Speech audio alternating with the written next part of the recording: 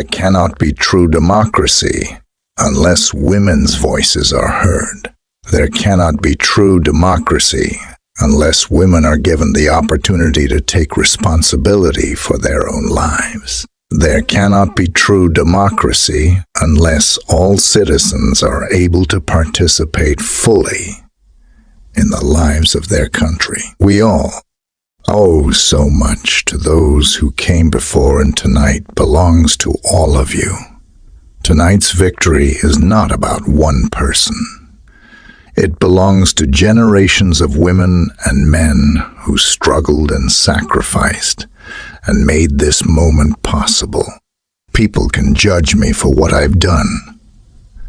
And I think when somebody's out in the public eye, that's what they do. So I'm fully comfortable with who I am, what I stand for, and what I've always stood for.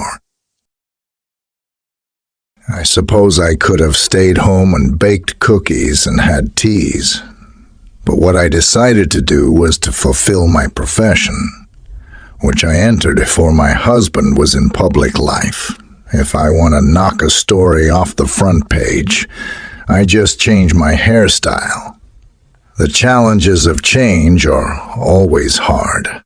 It is important that we begin to unpack those challenges that confront this nation and realize that we each have a role that requires us to change and become more responsible for shaping our own future. The challenge now is to practice politics as the art of making what appears to be impossible possible. If I want to knock a story off the front page, I just change my hairstyle. The failure was principally political and policy-driven. There were many interests that weren't at all happy about losing their financial stake in a way that the system currently operates, but I think I became a lightning rod for some of that criticism. In the Bible, it says they asked Jesus how many times you should forgive. And he said 70 times 7. Well, I want you all to know that I'm keeping a chart. I have gone from a Barry Goldwater Republican to a new Democrat, but I think my underlying values have remained pretty constant. Individual responsibility and community. I do not see those as being mutually inconsistent. I'm not some Tammy Wynette standing by my man. I have met thousands and thousands of pro-choice men and women. I have never met anyone who is pro-abortion. Being pro-choice is not being pro-choice, is not being pro-choice, is trusting the individual to make the right decision for herself and her family, and not entrusting that decision to anyone. Wearing the authority of government in any regard.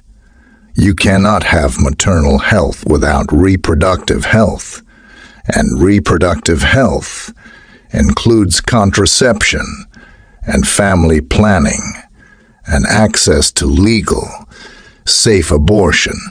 When does life start? When does it end? Who makes these decisions?